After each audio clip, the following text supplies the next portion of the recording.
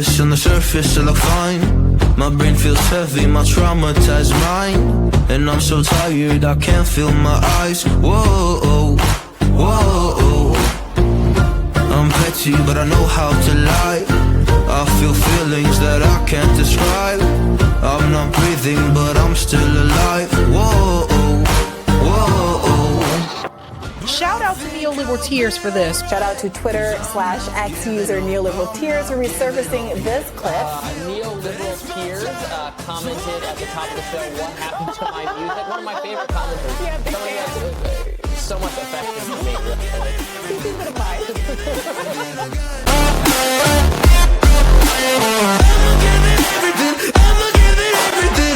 Prepare for a holiday season of Neoliberal Tears.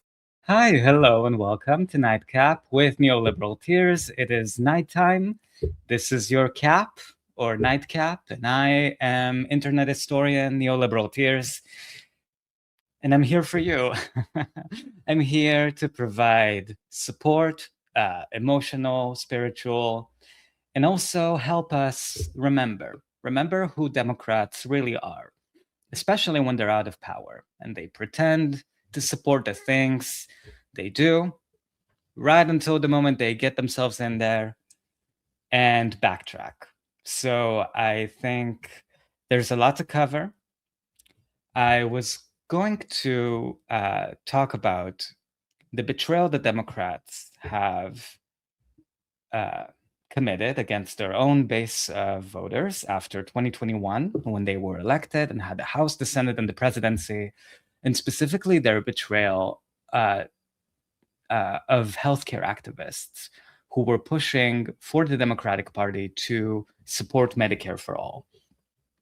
Now, it might feel like a million years ago, but there was a time, believe me, when even Kamala Harris, Holocaust Harris, war criminal of the show, or just war criminal in general, when she pretended to support Medicare for all. This tweet is from 2019. And here's Holocaust Harris saying, "Together, we stand for Medicare for all, debt-free college, and affordable housing. But we can't do it alone. Your donations power our campaign and ensure we can fight for a better future." You see, just like Roe v. Wade, just like abortion rights, the Democratic Party, when it's out of power, 2019, Democrats were out of power. Trump was still president, Trump 1.0. They love to fundraise off of important issues that you care about and issues they pretend to support right until the moment they have majorities again. Even Kamala Harris pretended to support Medicare for all a year and a half before she actually got into power. So what made me think of this? Well, earlier today, Semaphore published this quote-unquote exclusive, which means that the Progressive Caucus leaked it to Semaphore on purpose, to try to say that Democrats, if you vote for them this time, they're gonna force a floor vote on the Block the Bombs Act, which is legislation that was introduced after Democrats lost the presidency. And it's legislation that not friend of the show, Bernie Sanders, introduced to sort of withhold certain offensive weapons, but not other offensive weapons. And it was only introduced after Democrats lost the presidency because they knew it wouldn't pass. So here's what the chair of the Progressive Caucus leaked to Semaphore earlier today. Capitol Hill progressives are honing in on the Block the Bombs Act as they prepare for a potential overhaul of Israel policy under a Democratic majority. The legislation would block certain weapon transfers, not all, to Israel, and is co-sponsored by more than a third of House Democrats. Progressive Caucus Chair, Representative Greg Kasar, Democrat of Texas, said his bloc would push for it. We would push for it to come to a floor vote in the Democrat-controlled House and would oppose bills that, quote, subsidize weaponry for a military that's been out of control. Now, it's funny that Greg Kasar here is saying that they would push for it to come to the floor if Democrats retake the majority in the House, because we know that Trump is still going to be president, even if Democrats take back the House next year or after November. So the only reason they're going to push for a floor vote on this is because they know Trump is going to veto it. They could have pushed for this legislation when Biden was still president. We suffered 2 years of genocide while Biden was president, a genocide he started, that Democrats started. Where was this legislation? It was nowhere. Because they want to make it Trump's issue. They want to make it Trump's problem. So he can veto it, and then they can say, oh gosh darn it, we tried so hard.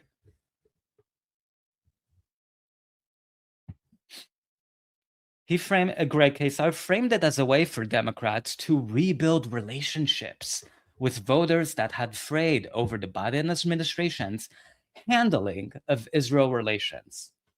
Handling of Israel relations. They mean genocide. Rebuild relationships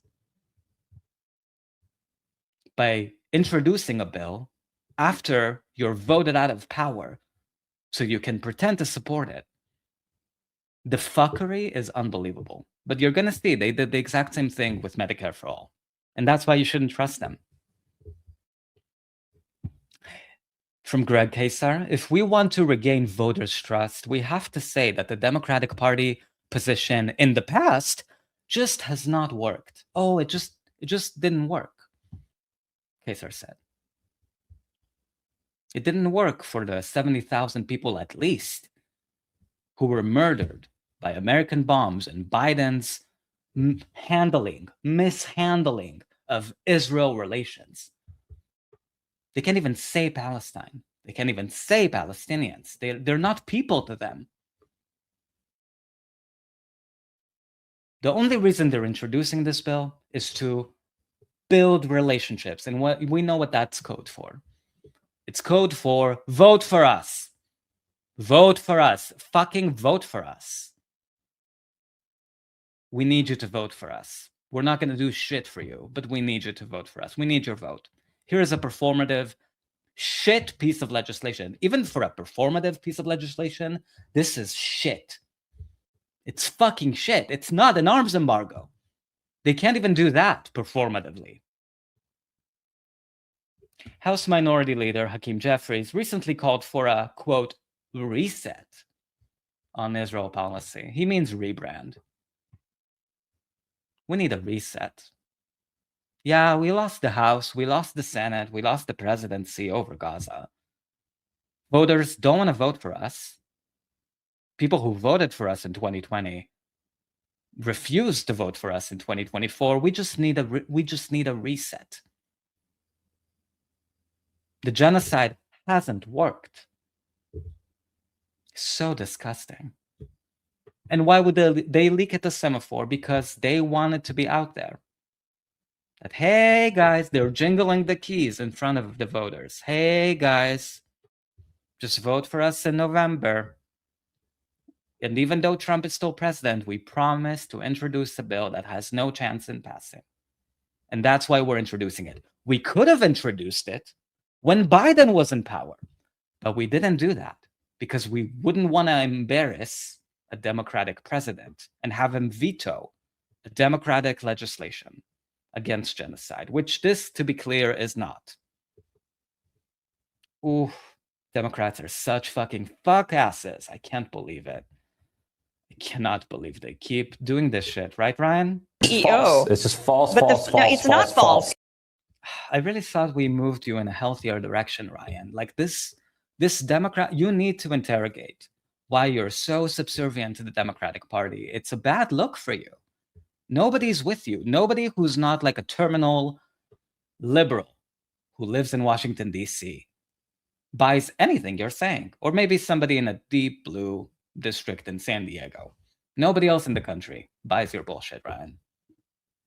False. It's just false, false, false. It's not false. I gave you a minute to jump in. So how does this relate to Medicare for all? There's actually a lot of commonalities, and it all has to do with the magic of triangulation. The Democratic Party, it's like a magic trick for Democrats. They really think they can triangulate anybody and everybody into the things that they want to pass. So we saw Kamala pretending to support Medicare for all from 2019. I also wanted to show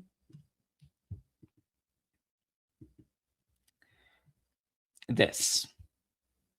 And this was kind of how it all started. So DSA back in 2019 issued a voter guide or a campaign house pressure guide. It's right here on the screen. Look at it, beautiful. And this is what DSA said at the time. What we need now, to fight back against this assault is this is not the first, excuse me. Oh, you can see my cough here. It's also why we still need Medicare for all. Here it is, the beginning. House Pressure Campaign Guide, Introduction. 2019 presents a unique opportunity for the Democratic Socialists for Medicare for All campaign to be a key player in pushing H.R. 1384, the expanded and improved Medicare for All Act, to a vote in the House of Representatives. DSA is not alone in this work. National Nurses United, along with nearly 30 other national and local unions and progressive organizations, are coordinating to take advantage of this moment. Since Bernie Sanders' presidential run in 2016, single-payer advocates have been successfully turning Medicare for All into a litmus test for politicians. A floor vote in the House will force representatives to finally reveal whether they're on the side of health profiteers or the side of the working class. Sounds good, right? What we need now to fight back against this assault is an unshakable working class movement capable of forcing politicians to reject lobbyist influence. Now is the time to be clear about our demands and pressure politicians to get on board. Pushing a floor vote in the House not only tests the political strength of the movement to make that happen, it also sends the bill to the Senate, calling the question there, and forcing senators to be on the record and saying, do you support it or not? And mind you, this was written before COVID. And the demand, even during 2016, when Bernie ran his first presidential campaign, there was a huge movement for Medicare for All. It inspired people around the country to really believe that maybe we don't have to grind our teeth begging Democrats for crumbs or Cobra subsidies. For fuck's sake, maybe healthcare can actually not be this convoluted, complicated thing. We can actually get there.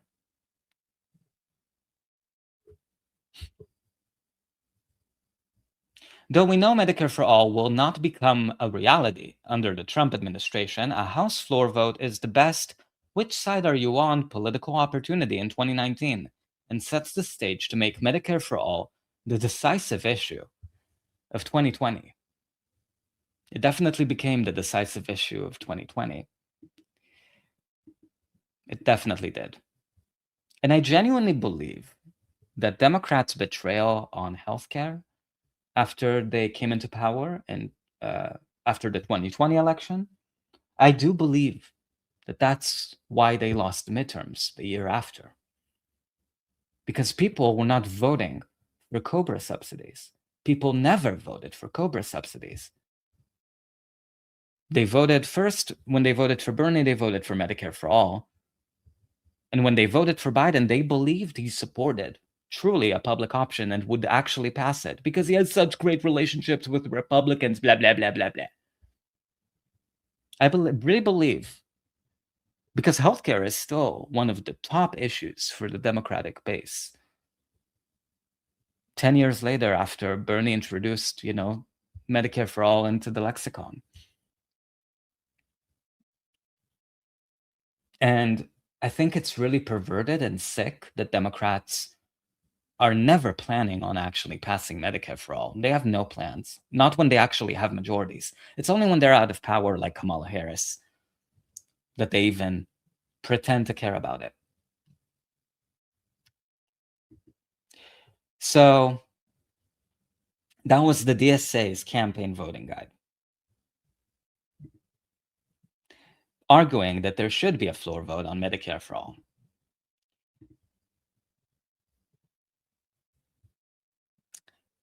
And then what happened?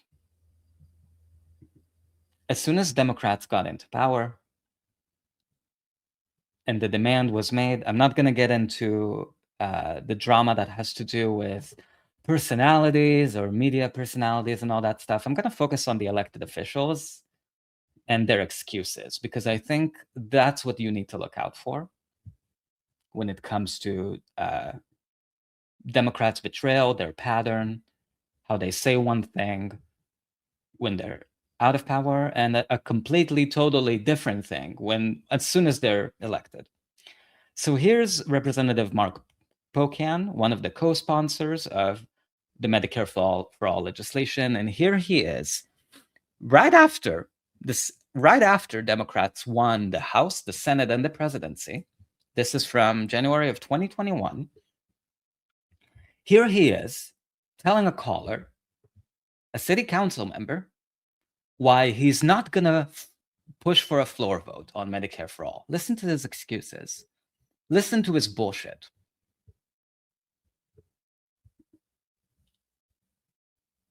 And there's an effort going around. It's called Force the Vote.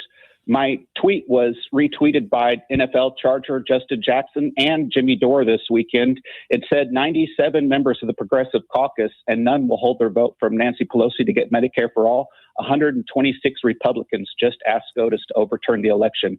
Republicans have tried. Brandon, what's your question? Over 70 times. I'm Brandon? asking. Look how angry this mop of hair on the left is. Look how angry he is at the caller for even bringing it up.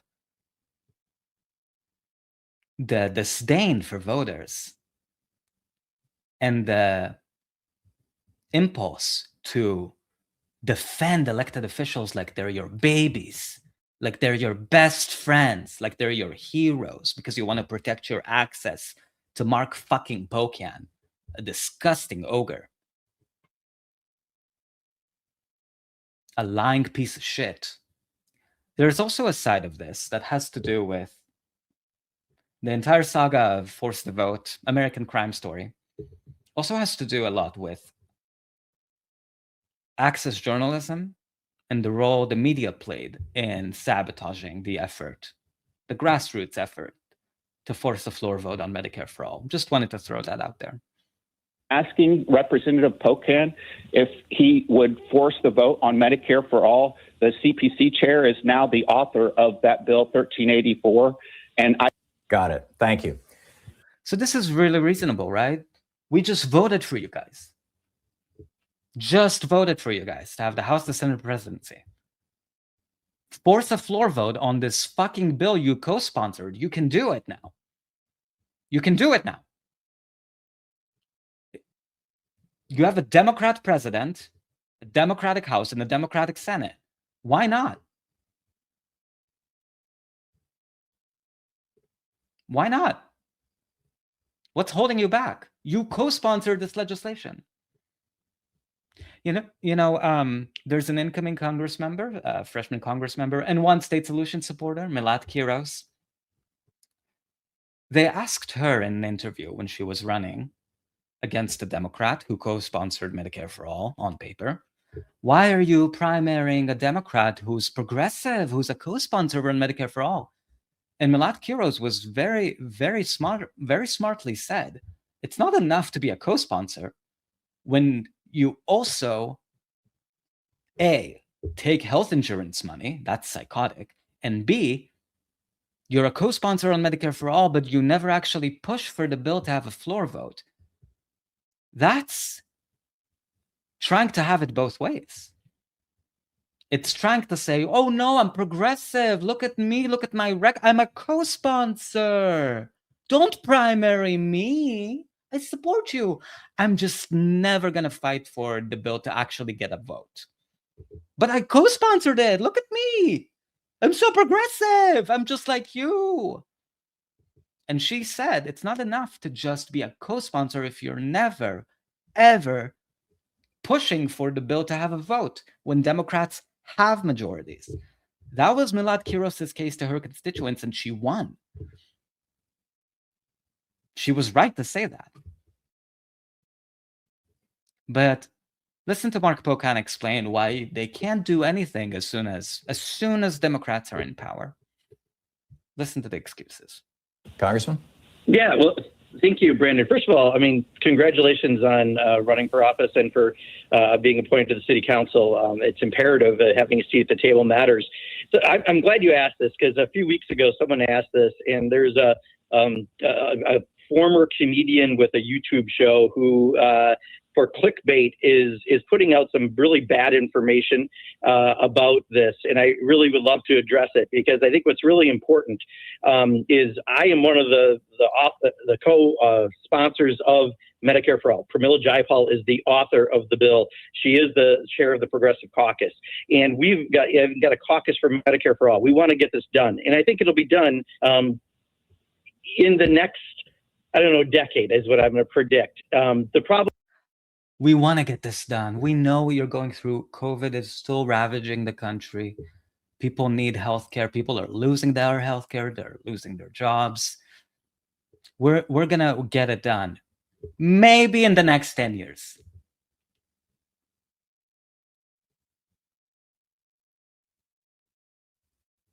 This isn't even a week into a Democratic administration when they had all three branches of government. Can you believe this shit? Maybe a decade.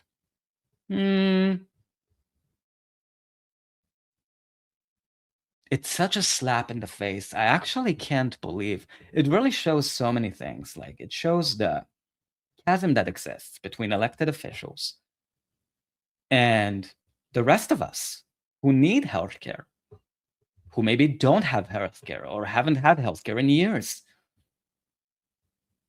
Because COBRA subsidies don't fucking help anybody.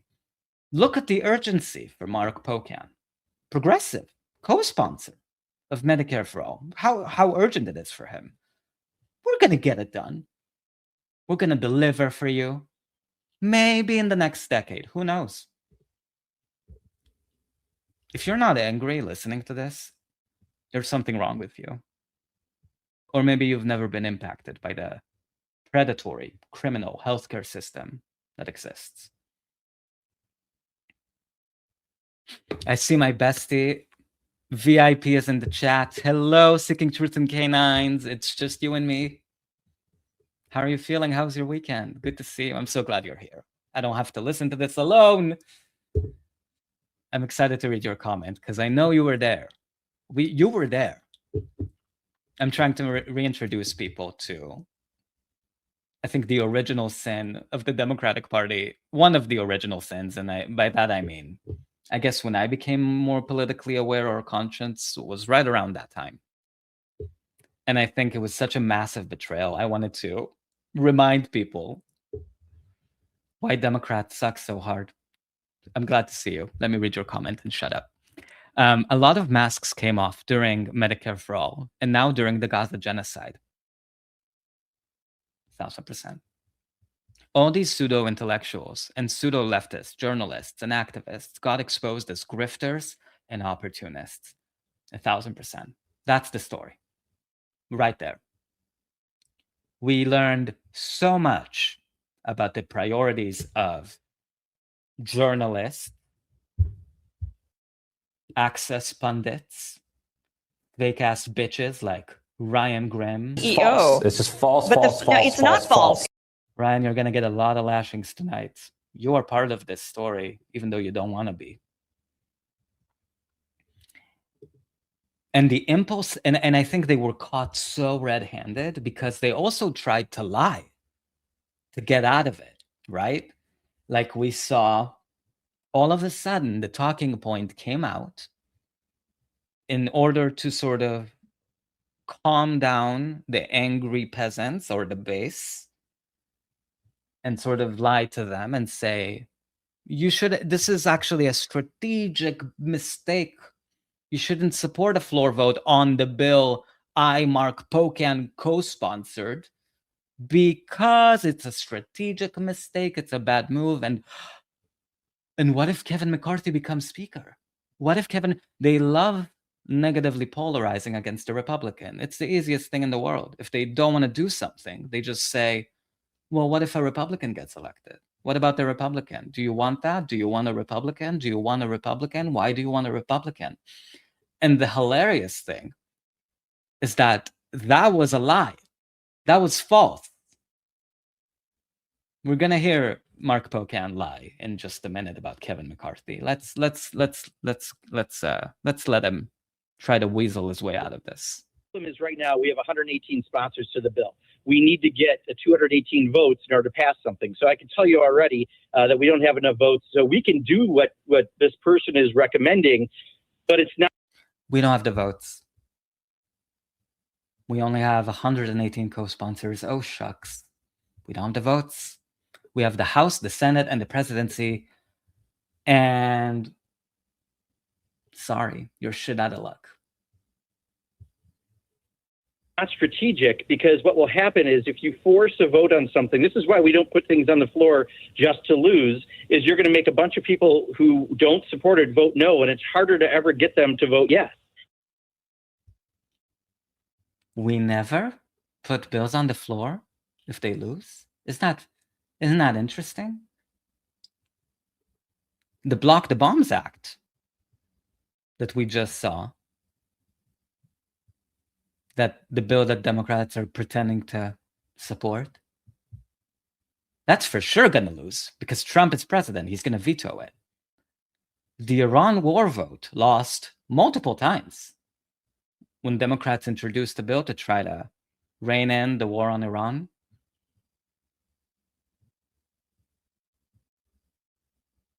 So this is lie number one. We don't want to have a floor vote on a bill that would fail. Egregious lie.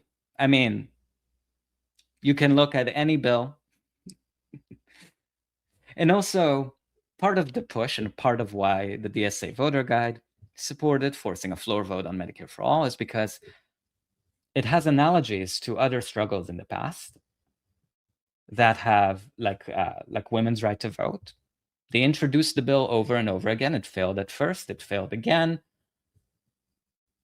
And it's part of the process to get people on record, not just as co-sponsors, but on a voting record, and building up momentum from there. A bill has to fail before it passes.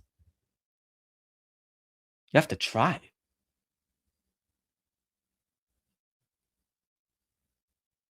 From Seeking Truth and Canine, my bestie, my VIP bestie. It's just the two of us, Thelma and Louise.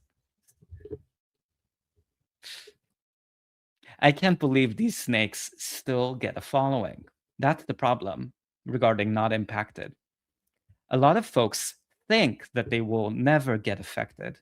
Too much time listening to Chomsky and buying into his anarcho-syndicalism and feeling cool at martini parties. Listen.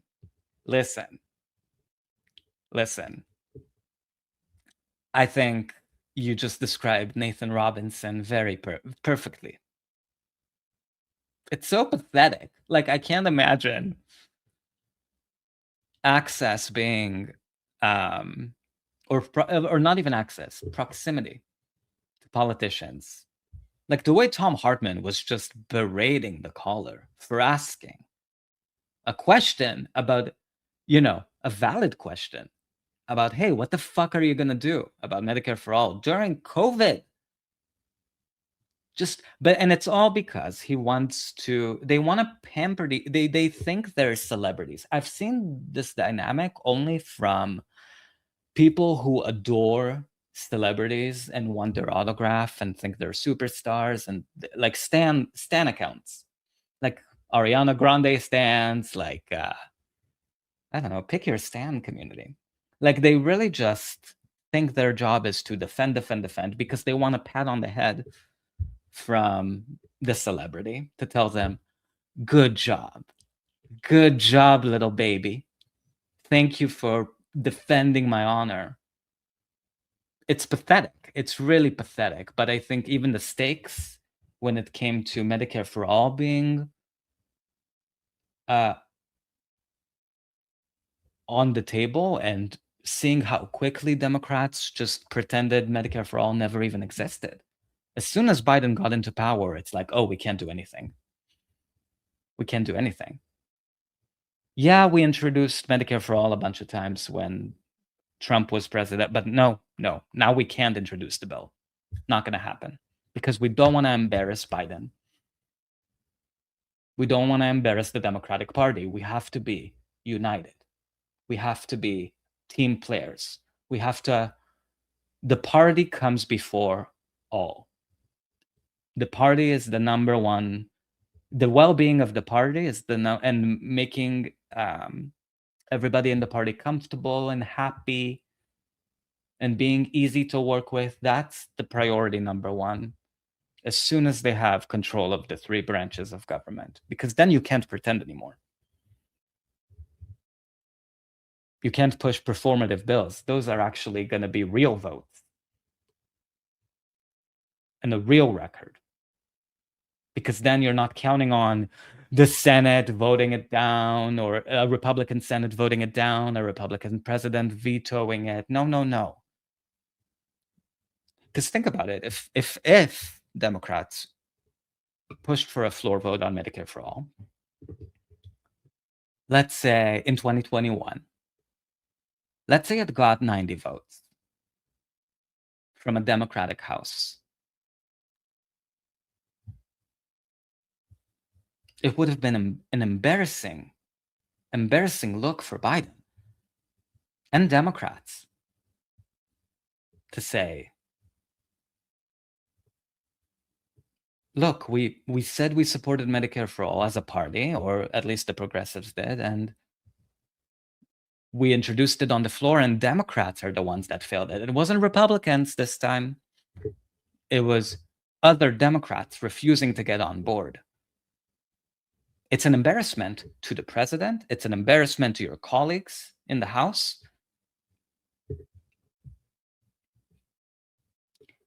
And all of a sudden, the midterms are a year away.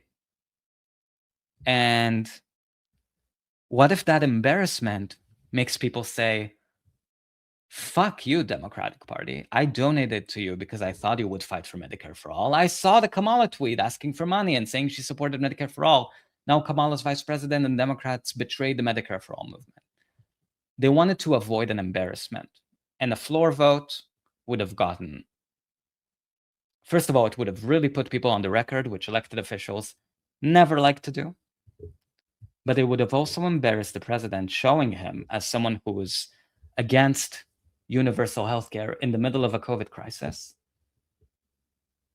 It would have embarrassed their colleagues. It would have embarrassed anybody who didn't vote for it. It would have been a stain on all of these people's voting records. So they'd rather not have a vote at all to save those people the embarrassment. So you don't want to have them publicly voting no. We need to get more people to support Medicare for all in Congress. The public is there, but we need to have the people lead on this and put pressure on people to co-sponsor the bill. But we don't need a list of who doesn't support it. I can already tell you, we have 118 sponsors. We don't have the votes to pass it on the floor of Congress. And out of those 118 co-sponsors, one of them was Diana DeGette, who never pushed for a floor vote. Those co-sponsors are just riding the coattails. Kamala Harris, as a senator, used to be a co-sponsor on Medicare for all. It doesn't mean shit. It doesn't mean shit, except something you can use in your re-election campaign to pretend you're on the right side of an issue. Being a co-sponsor and also at the same time taking money from health insurance companies. Unbelievable. The fuckery that they get away with. That's why a real vote is the only thing that really shows you who's on the side of it and who isn't.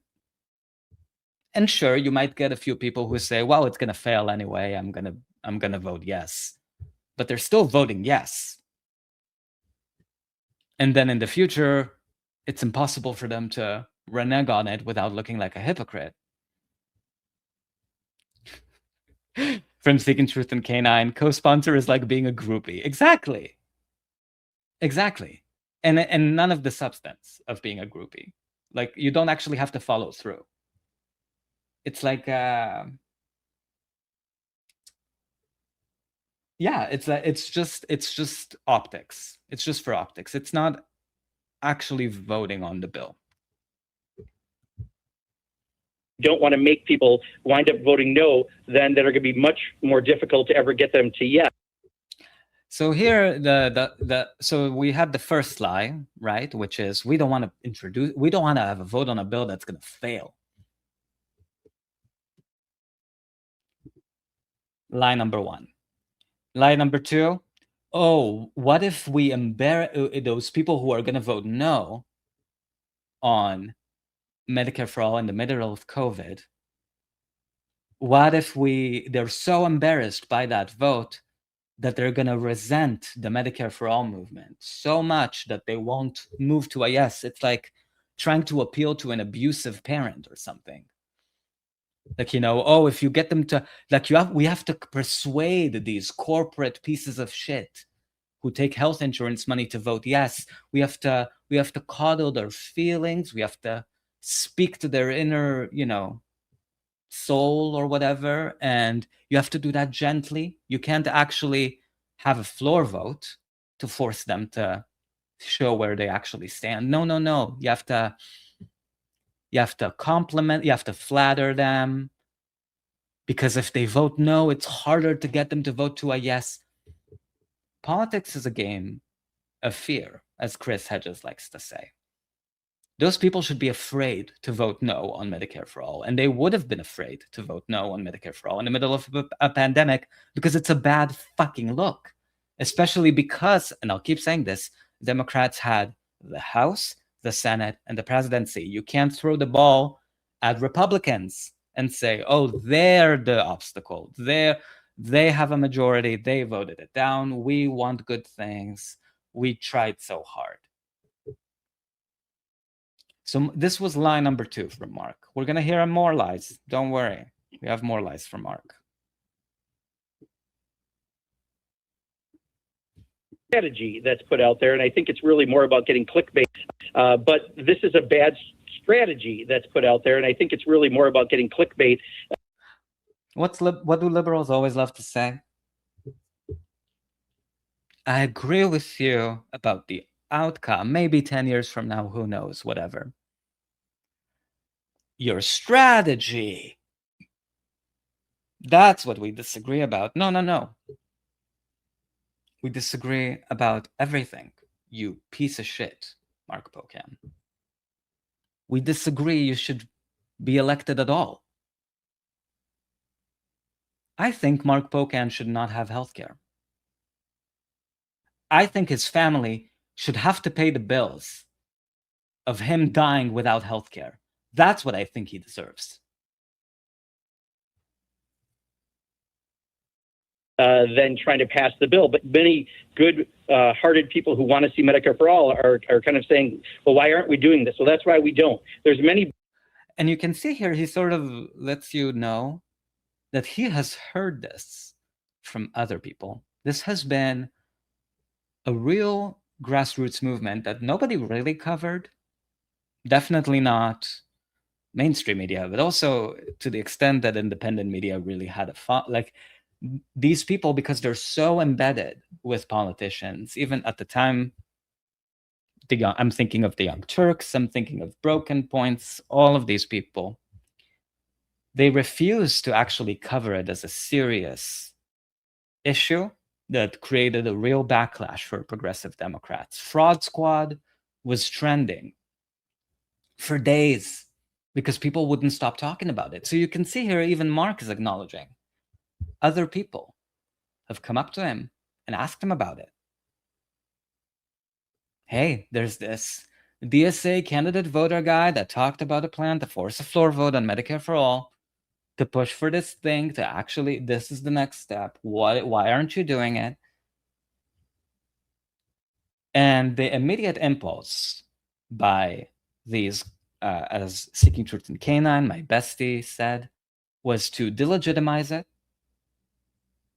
pretend it was just some one YouTuber's crazy, stupid strategy idea, that it was a bad move, that it was going to be bad for everybody, bad for the movement, bad for you, bad for Democrats, bad for the world.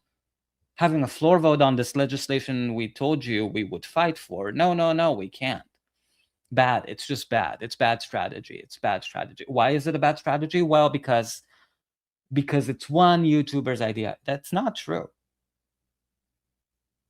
It was in the DSA candidate voter guide.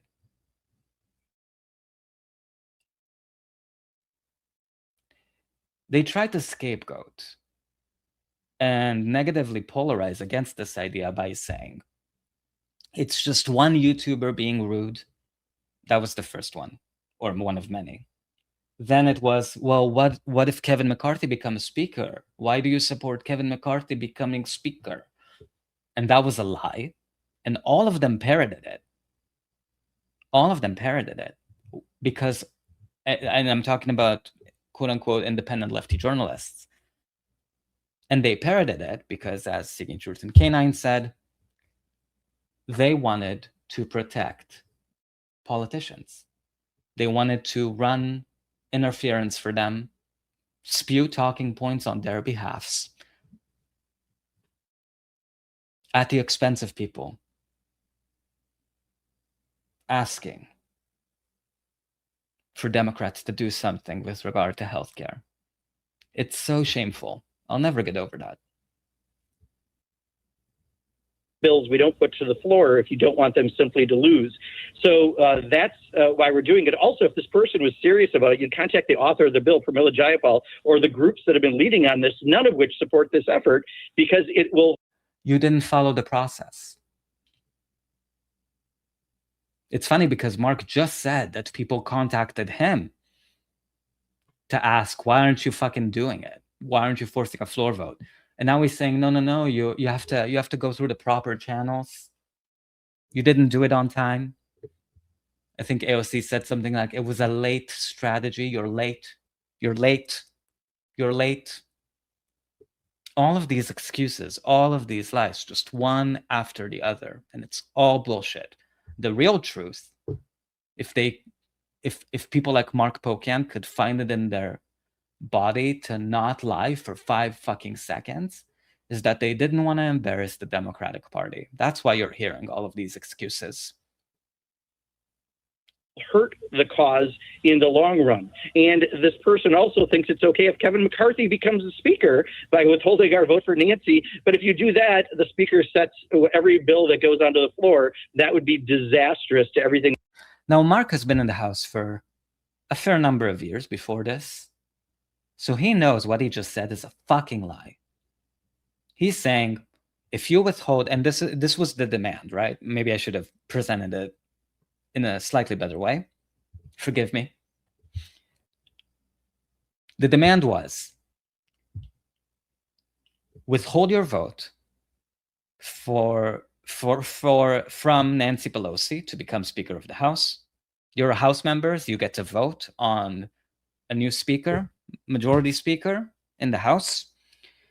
You should play hardball with her and tell her you wouldn't vote for her as speaker unless she supports a floor vote on Medicare for all. Such a minor demand, mind you. But a minor demand that would have embarrassed Democrats, including Nancy Pelosi.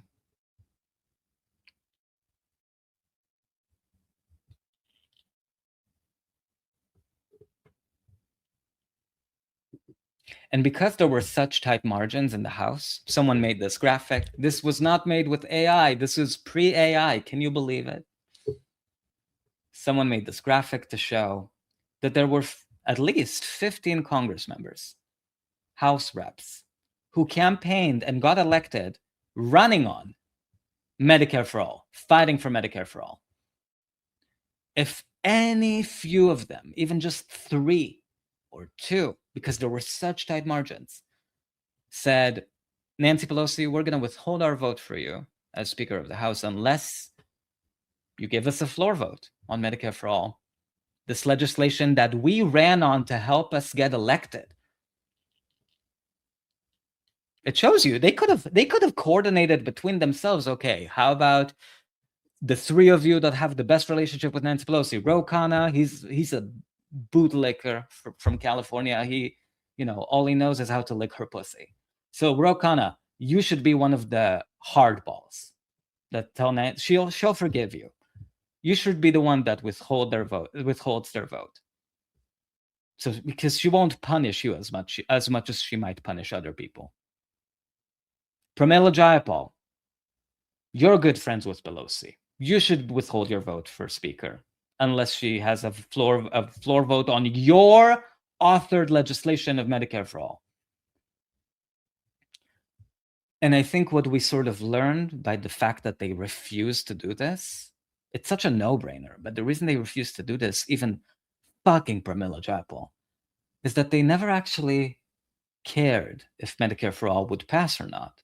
It's just they enjoyed having obstacles to it becoming law.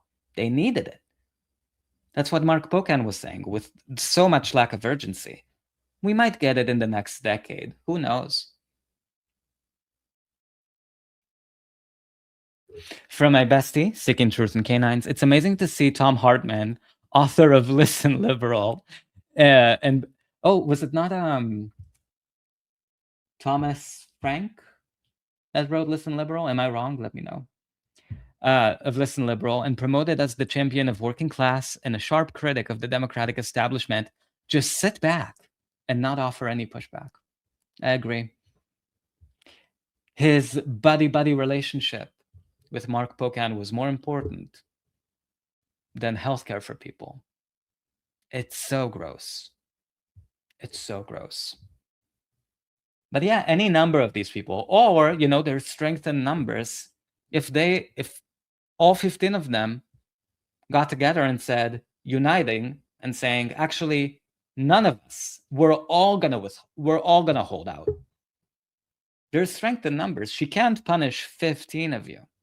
I mean, she can try, but it's like, I think even beyond the scope.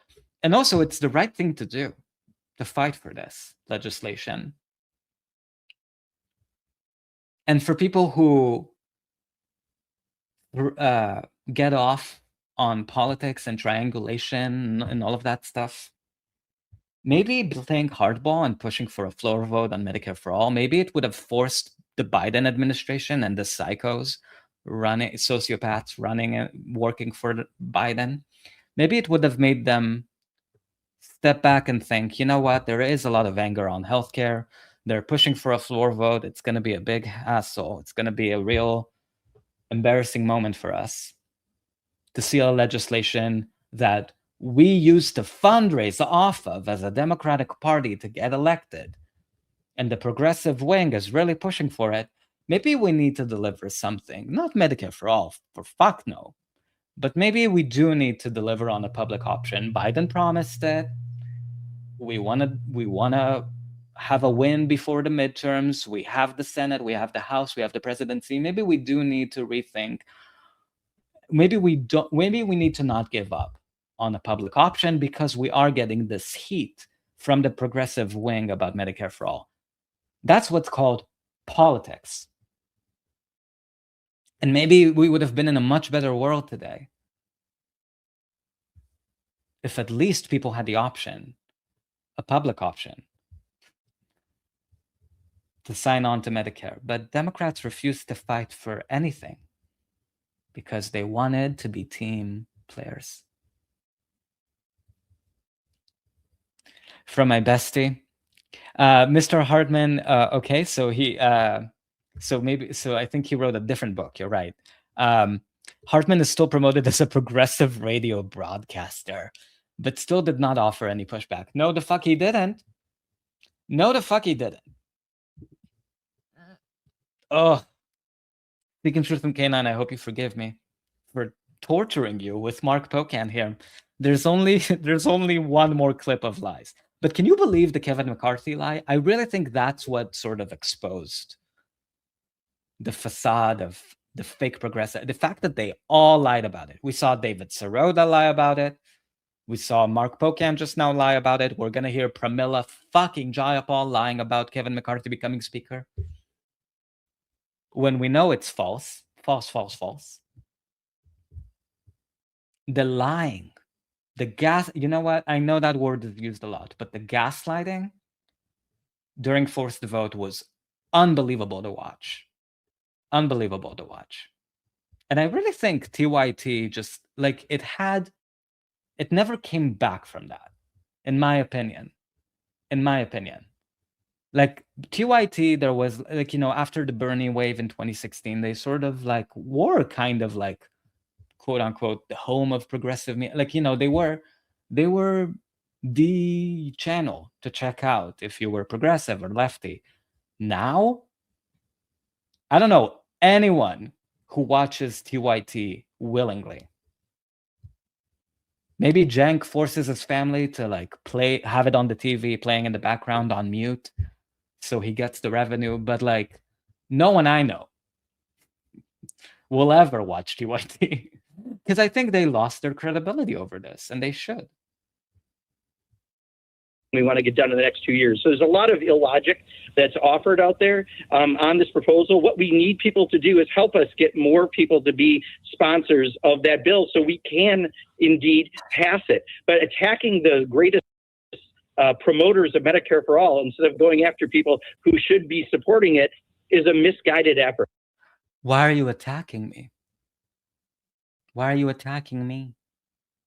I want to get you Medicare for All in the next 10, 15, 20, 30, 50 years. Why are you attacking me for not pushing for a floor vote on the legislation I pretend to support? Why are you attacking me asking for a floor vote on a legislation I co-sponsored? Why are you attacking me? The inversion of responsibility, of guilt, of deflecting blame, like all of it is crazy to me. It's fucking crazy. And again, the stakes are people are losing their health care. People need health care.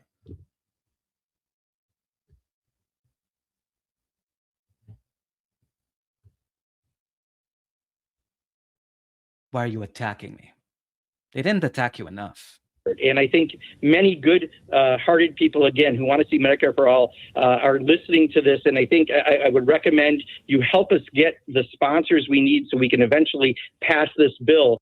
Eventually. Call your representatives. Send them an email. Butter them up. Offer them cash. Maybe then we'll get from 118 co-sponsors to 130 co-sponsors. And 20 years from now, when we get to 218 co-sponsors, then we'll introduce the bill on the floor, pinky promise, but only when we get to that 218, because we never, ever, ever have votes on bills that don't pass. Ever. We've never done that. We'll never do that. They just did that fucking last week. But simply putting a bill on the floor, simply to lose, so we have a list of who doesn't support it. We already have that by sponsors. No, they have a fake list of who supports it. Co-sponsor doesn't mean they support it. Ask Diana DeGette. I wish someone fucking primaried this Humpty Dumpty. Why the fuck did DSA, if they're so fucking useless, why didn't they primary this Humpty Dumpty? Oh, but he's progressive. Don't you see co-sponsored Medicare for All? I really hope I really hope Mark Pocan is primaried out. Actually, that's not true, because they get healthcare coverage for life, even if they get primaried out of Congress. If you've been there for, I think, more than 2 years, you get healthcare for life. And also, he's old enough to qualify for Medicare. Good for you, Mark. But I really think what he deserves, and if we had any sort of karmic justice, Maybe Mark should be reincarnated as a cockroach. No, but like cockroaches are, I mean, they're not cute, but like, I wish all of the pain that people are going through right now in terms of not having healthcare, struggling to pay their bills, I wish all of that pain could be transmuted and sent right over to Mark Pocan. And we need to be strategic. And there's a reason why the groups and the members of Congress who support this aren't jumping for this idea. This is an idea for one person who thinks they have a great idea. I just dealt with a guy. One person. And yet, so many people, apparently, have approached Mark Pocan. People he said were good-hearted, but just misguided on the strategy. He can't even keep his lies straight. It's only 1%, but it's also a ton of people who came up to me, and they're just all misguided because of this one YouTuber. But all of these people are wrong. All of these people are wrong because the co-authors of this great bill, they don't want to risk it, and you should listen to them. And 20 years from now, maybe you'll get Medicare for all. Don't forget to vote for me. For the last 4 years, who is just like this. Instead, let's get people who aren't on the bill as sponsors. Let's get this done. Clearly, the public supports this. This pandemic has showed us the need for it, but to do something misguided that will hurt us in the long run is not strategy. It's simply selfish. Selfish, huh? Selfish. Go fuck yourself. Okay, one last clip from Mark, I promise. I promise. You know, like Alexandria Ocasio-Cortez did with, I think the theory is that if you put people on the record, you can use that to primary them and replace, you know, like Alexandria Ocasio-Cortez did. Look at that, Mr. Tristan Canaan. You're getting almost a pushback from Tom Hartman. Almost. Hartman kind of reminds me of the friend of the show, Mr. False, False, False. Perhaps a future version. Oh my God. Oh my God. I see it. I totally see it, especially the eyes. You see how black they are? It's because there's no soul behind them. It's empty. It's all just darkness and demon energy percolating. No, but even just physically speaking, I agree with you. They do look very much like, he definitely looks like a future version. I think maybe now we are seeing the evolution of access journalists. They evolve from, like Pokemons, they evolve from Ryan Graham to this.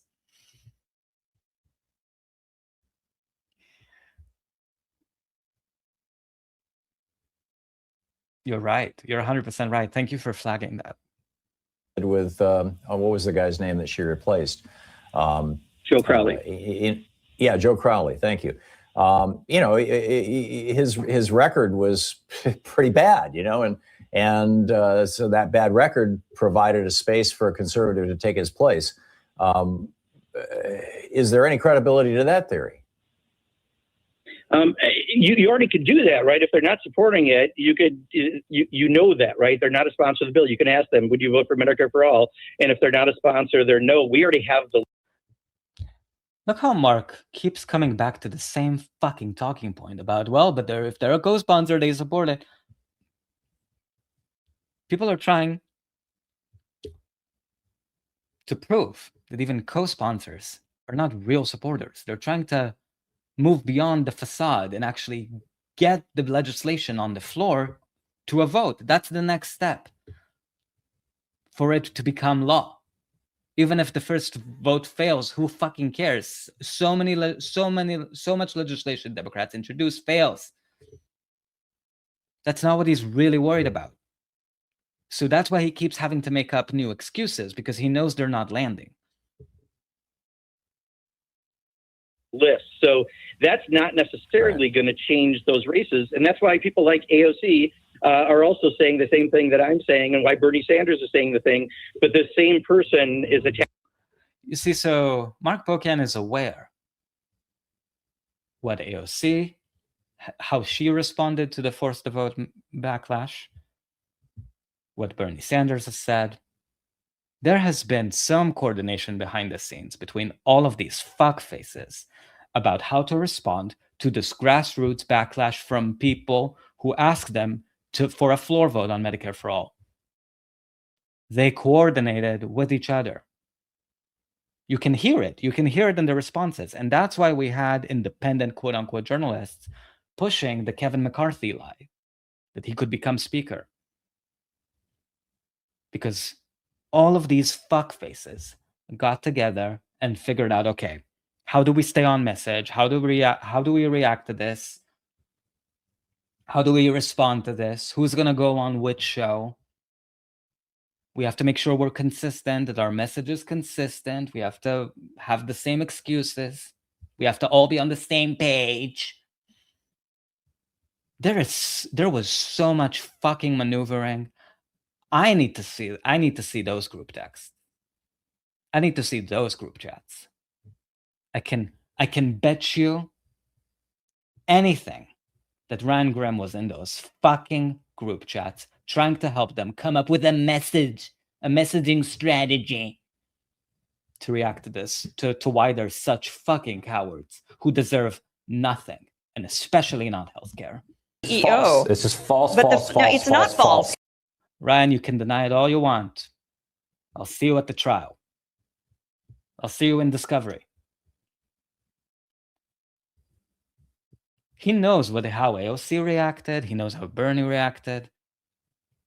And none of them have the temerity to at least cover forced to vote as a real issue for people who need healthcare. No. It's just one person's idea. But also a lot of people are just misled because apparently they all follow the cult leader of this one person. They can't get their lies straight. Attacking AOC and attacking Bernie, calling them names. None of that gets us. Now you're attacking my peepees. Stop attacking me. Why are you attacking me wanting healthcare? Fuck you. You just help us get elected. Fuck you. Fuck you, voters. See you in 2 years. Medicare for all. I want to get to Medicare for all, but we need more sponsors so we can ultimately have more votes to get to the 218. Yeah, so to use a war analogy, as much as I dislike them, before you go to battle, make sure that you've got all the weapons and all the troops that you need, basically is what you're saying. Yes, and what we need are more sponsors of the bill, which we would love to have people help us get. Don't attack your friends. Go after the people who aren't there. You're listening to Tom. Don't attack your friends. Don't attack your friends. Fuck you. Disgusting. Look at this piece of shit. Media whore and friend of the show. Just kidding. Ro Khanna always invites himself on Meet the Press. He's desperate to poll above 1% in any national poll. It hasn't happened yet. So until that happens, he's gonna go on anyone who has a camera, Ro Khanna is gonna show up. If you have a camera in your house, even a little blink or a Ring camera or whatever, Ro Khanna is gonna show up. He knows where there's a camera, and he wants publicity. There's no such thing as bad publicity, and Ro Khanna wants all of it. So he went on Meet the Press, and don't worry, I won't subject you to his bullshit lies. I can't handle his voice for more than 2 seconds. But you should know, here's what you should take away, is that he called for a floor vote on Medicare for all. Oh my God. I thought it would set the movement back. It's going to set the movement back, Ro. What are you doing? Why are you attacking me? Why do you want Kevin McCarthy to become speaker? It's bad strategy. It's bad for the movement, Ro. Why are you doing this? Oh, because Trump is president and Republicans have the Senate. And even if Democrats, by some fucking miracle, retook the Senate next year, Trump is still going to be president. He knows that, sure, you have a floor vote on Medicare for all. It passes the House, it passes the Senate, Trump vetoes it. Guess who gets the blame? Trump. Not Biden. Biden is out of power. Democrats, their hands are clean. They can just blame Trump. We're the party of Medicare for all. Trump vetoed it. Bad. Vote for us. Ro Khanna did not push for Medicare for all to have a floor vote when Biden was in office. No. But now that Trump is president for the next 3 years or whatever, until 2028, now all of a sudden he really wants a floor vote. He wants to set the movement back. That movement has been so, like, I think that movement, the Medicare for all movement, to the extent that it's still, I mean, it doesn't exist anymore because no one believes Democrats will fight for it at all. There's just no energy behind it. No one gives a shit when they talk about Medicare for all. When Pramila Jayapal tweets about how we need Medicare for all, no one buys their bullshit because we saw how they acted when they actually had power. We're too smart for this. So, fuck you, Ro Khanna. Just had to say that one more time. Thank you for letting me say it.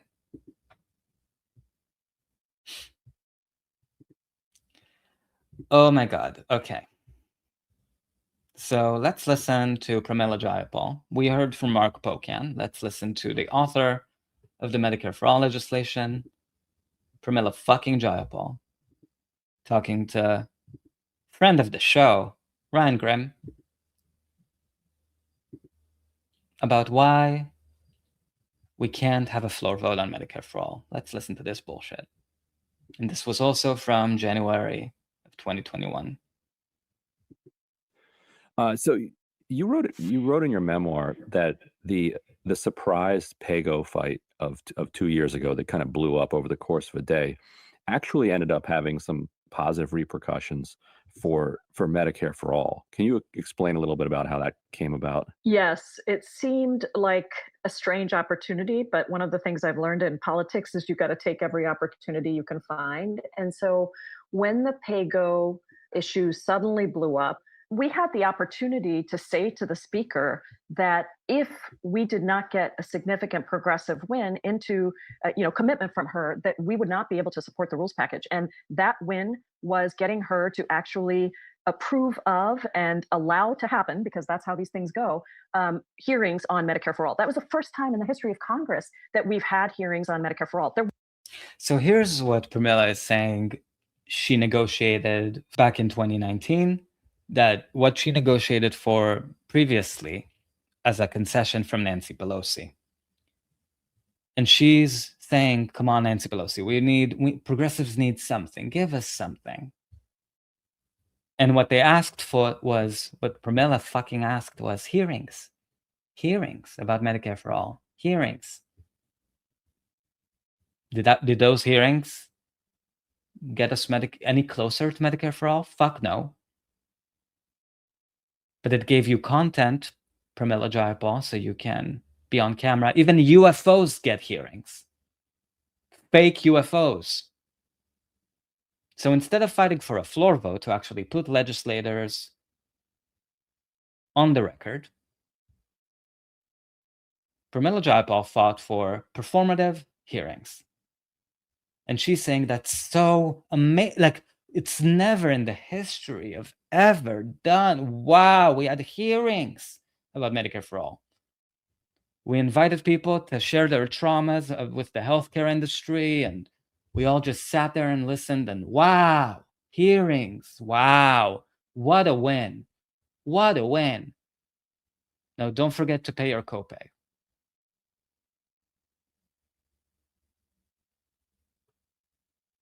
Did those hearings cancel anybody's debt? No.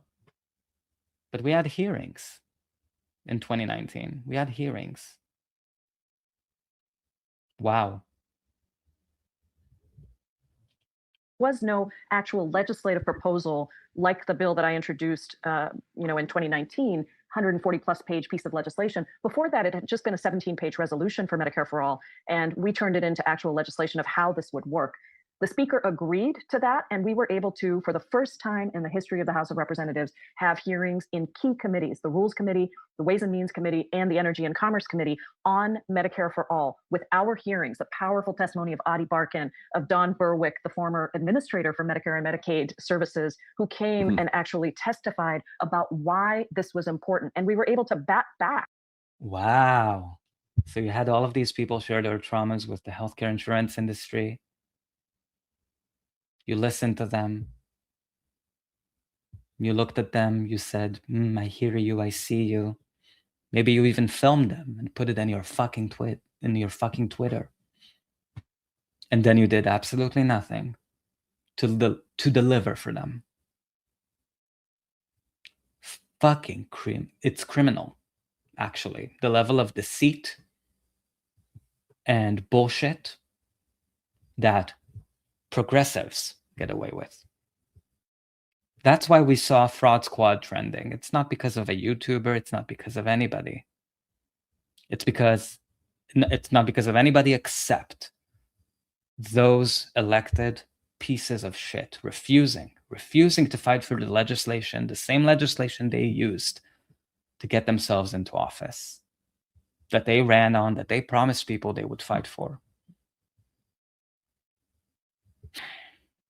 Frankly, so much of the Republican criticism and build momentum for our organizing effort across the country. And what was the effect of those hearings internally? Well, it was really great because we have, I think brought on many Democrats who were nervous, frankly, about signing onto a piece of legislation that's 140 pages that has a lot of detail in it. It's a lot easier to get Democrats to sign, or anyone to sign on to a resolution that's 17 pages than it is something that has detail that you have to commit to. No. This was 5 years ago. Are we any closer to Medicare for All because of those hearings? No one has set the movement backwards more than Pramila fucking Jayapal, because she was never serious about making Medicare for All into legislation. She wants to use it the way Democrats use abortion rights. To fundraise off of, to pretend to support it, to fundraise off of, to sell you t-shirts that say Medicare for All, to send you emails that say, can you rush in $5 to defend Medicare for All, to support Medicare for All, until you're dead. Well, it's never actually put on the floor. There's always excuses. Oh, there's other moderate Democrats. We need to get them on board. They're not there yet. We have to be nice to them. We have to get them on board. You have to send them an email. As if you sending an email to someone who takes money from insurance companies is going to get them to vote yes on Medicare for All. I mean, for fuck's sake. I can't with the lies. I really can't. There were some pundits and left-wing media personalities ahead of this vote who were urging the CPC to use the vote for speaker as leverage to extract a floor vote on Medicare for All. Why didn't the CPC end up taking that particular route? Well, I'm sympathetic, obviously, as the lead sponsor of the bill, to people who are frustrated that we have not moved to a single-payer system yet. But I'm sympathetic. I'm so sympathetic, I'm going to misrepresent what people are asking for.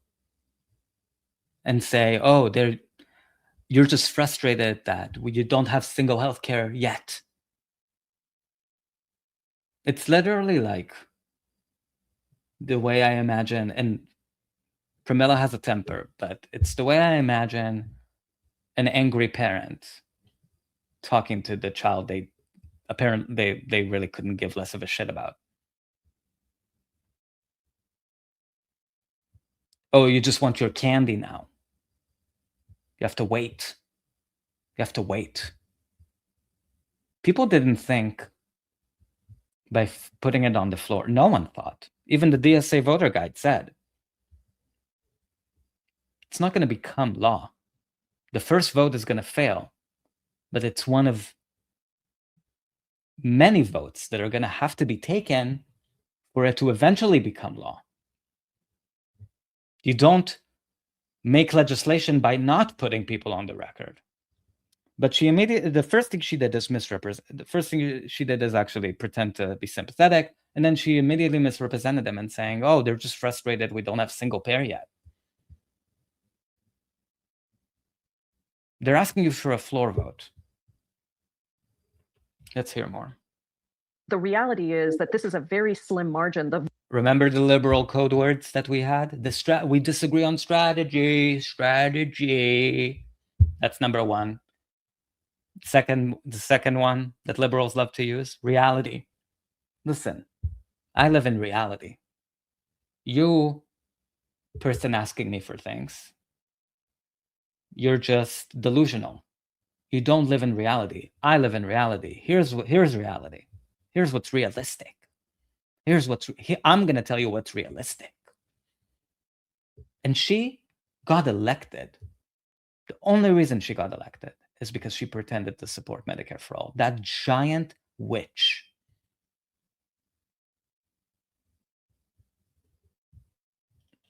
Vote for speaker was between Kevin McCarthy and Nancy Pelosi, and throwing the entire chamber into chaos would have been very detrimental for the election. Flat out lie.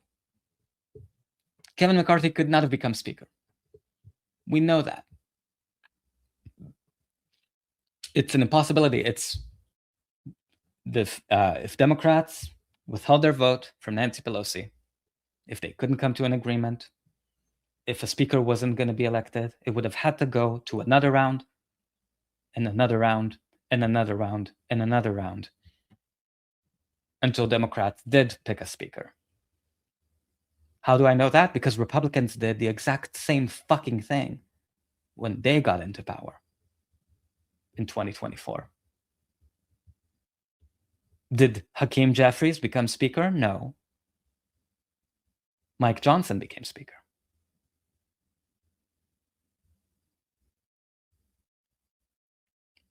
The fact that they're so comfortable, her, Mark Pocan, they're so comfortable lying. AOC, can't forget her. They were so comfortable lying like this about Kevin McCarthy becoming speaker. Anyone could Google. They're so used to negatively polarizing against a Republican being worse, they thought they could just get away with it. People would just buy it. That no one would Google to see, actually, a Republican Speaker of the House cannot be elected because it's a Democratic House majority. You would have had to just go in for another round and another round and another round of voting. And you know who's not calling her out on the lie of Kevin McCarthy becoming speaker? Do you know who? This sociopath, Ryan Grimm, friend of the show. Friend of the show. False. This is false, false. No, it's not false. Ryan, it's not false. You are a friend of the show. It doesn't mean we are friends. It just means you're a friend of the show. Didn't call her out on it. And he knows. He knows she's lying. So this goes back to what Seeking Truth and K9 said. All of these people who exist to lie on behalf of politicians while they're pretending to be journalists, they all got exposed during this. Electoral college vote and everything else. But more importantly, from my perspective, as the lead sponsor of the bill, who's done so much to try to build momentum and get sponsorship and move the bill forward in the legislative process. I tried to move the bill forward in the legislative process so much. So look at, pat me on the back. I've done so much for Medicare for all. Here's why I'm not going to push for a floor vote on it. But I've done so much for it. Build momentum. Pramila Jayapal, built momentum for Medicare for all. I did a hearing. Did you not see the hearing I did last year? It was on C-SPAN. Nobody watched it. Did you not see the hearing, though? No legislation came out of it, but I did do a hearing.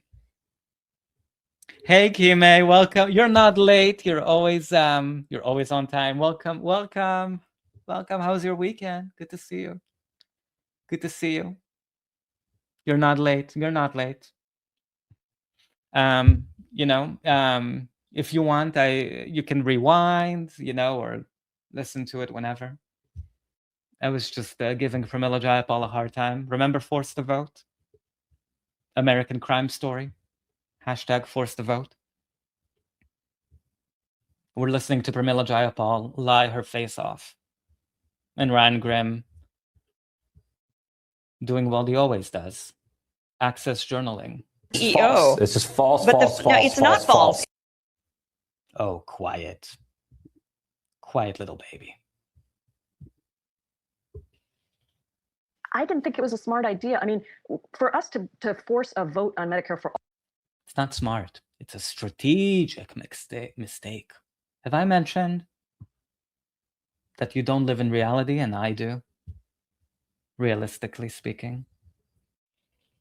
All before we are sure that we have the support, I think is a bad strategy. I think that if you are going to argue that the thing that we get from the vote is we find out who's for Medicare for all and who isn't, and then we try to primary the people that aren't, the reality is you already know that. I mean, we have the people who are for Medicare for all have signed on to the bill. The people who are not for Medicare for all have not signed on to the bill. So I don't know what we get by saying we're going to force a vote, have the vote go down. And for the people who think that it's going to pass, I can guarantee you from everything I've seen in Congress that it would not pass. We could do a lot to try to get more people to vote for it than are signed onto it, but it still wouldn't pass. We just don't have the majorities we need. And I think at this point, with a Democratic president who has clearly staked out his ground, not for Medicare for all, I think we've still got work to do as a movement to actually be able to pass these things through.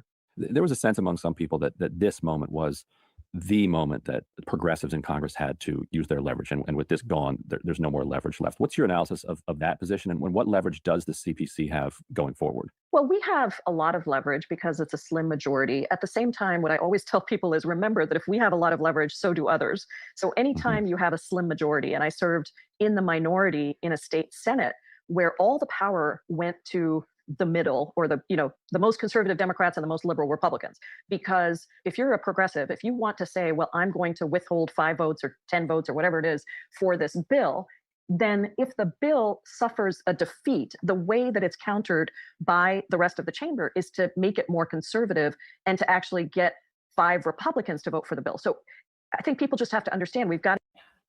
So now if 5 progressives decided to withhold their votes for a floor vote on Medicare for all, then she's using corporate Democrats to say, well, but then they'll ask for something, so I can't ask for anything because then they'll counter me. I can't do anything.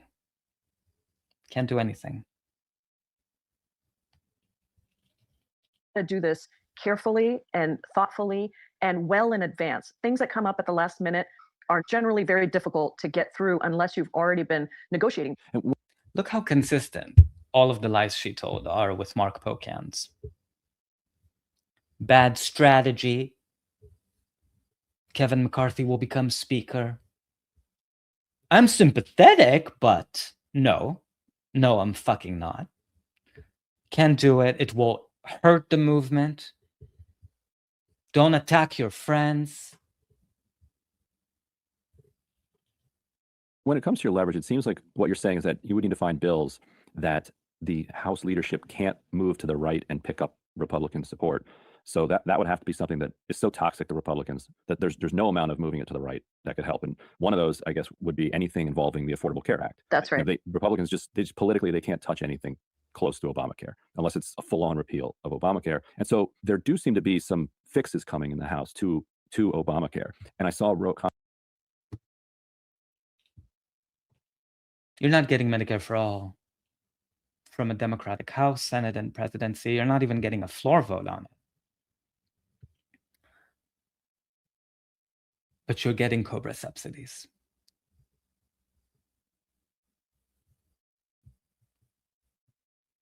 Fuck you, Pramila. Fuck you, Ryan Grimm.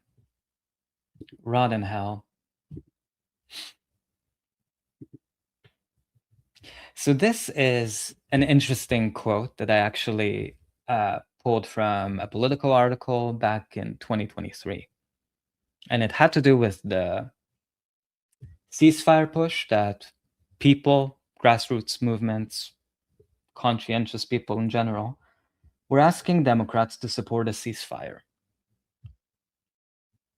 after the genocide Biden started.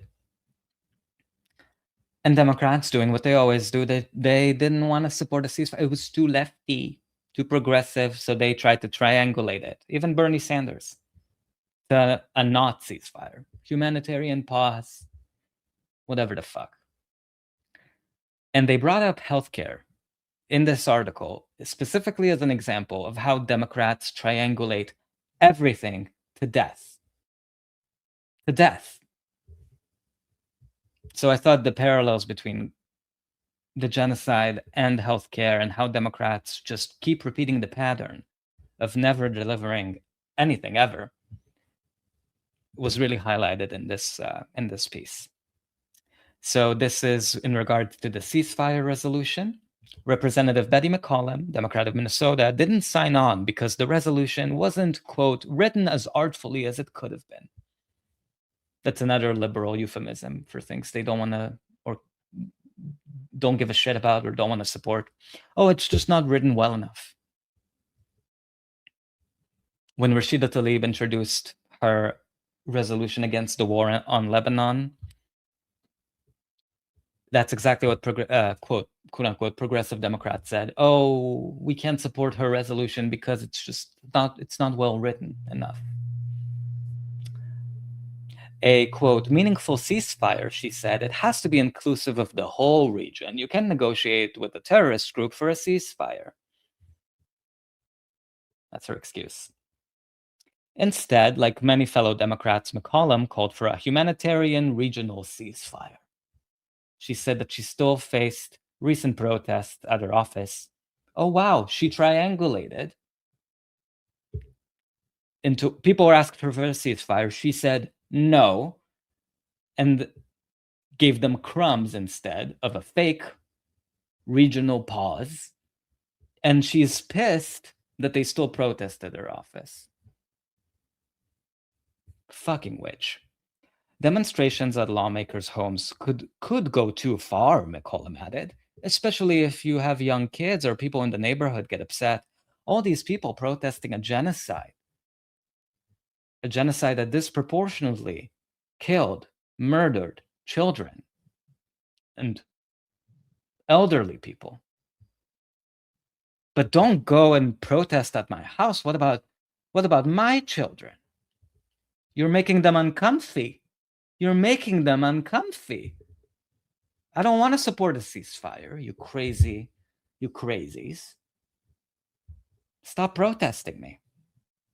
The ceasefire push is hardly the first example of progressive activists pushing for the most left-leaning response, only to watch top Hill Democrats triangulate by taking a less liberal approach. The progressive push for a, quote, public option as part of Obamacare, for example, lived on in the form of Sanders's Medicare for All plan long after the healthcare law passed without the choice of a government-run plan.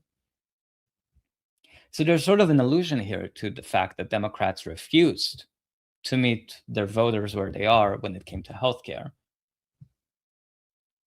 And they're drawing an analogy in this article from the refusal to really push for Medicare for All or a public option, and how Democrats tried to triangulate a ceasefire into not exactly a ceasefire.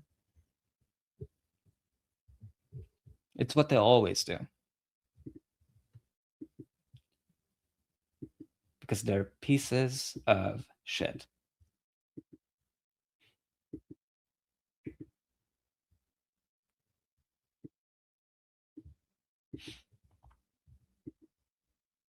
So I just wanted to show this article again from earlier today about how Democrats all of a sudden are saying that they're going to fight for a floor vote on the Block the Bombs Act, even though it's not going to pass because Trump is president. Even though Mark Pocan told me they don't want to have floor votes on bills unless they have all of the co-sponsors they need, and they know it's going to pass for sure. Just to show you how much they fucking lie.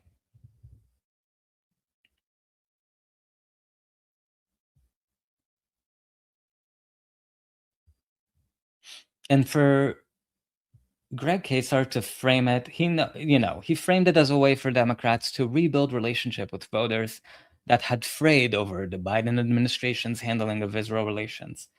What he really means is, we know it's not going to pass. Of course not. But we think the performative gesture is going to help us win back those voters we lost over the genocide. You see, so it's fine for them to push for that floor vote, but just not when it's about Medicare for all and when Biden is actually in office. So this was tonight's stream. I hope you enjoyed it. There's a lot more to the Force the Vote saga, especially when it comes to Ryan Grimm, the Access journalist. It's just false, false. No, it's not false. I am never going to let you live that down. Ryan, friend of the show. Thank you, Kime, for joining me. Thank you, Seeking Truth and K9. Thank you, besties. I'll see you tomorrow. Let me know what you want me to cover or talk about. And as always, free Palestine. And fuck Ryan Grimm. Fuck Pramila Jayapal. Fuck Maruk Bokian. Fuck Democrats. And free Palestine. From the river to the sea.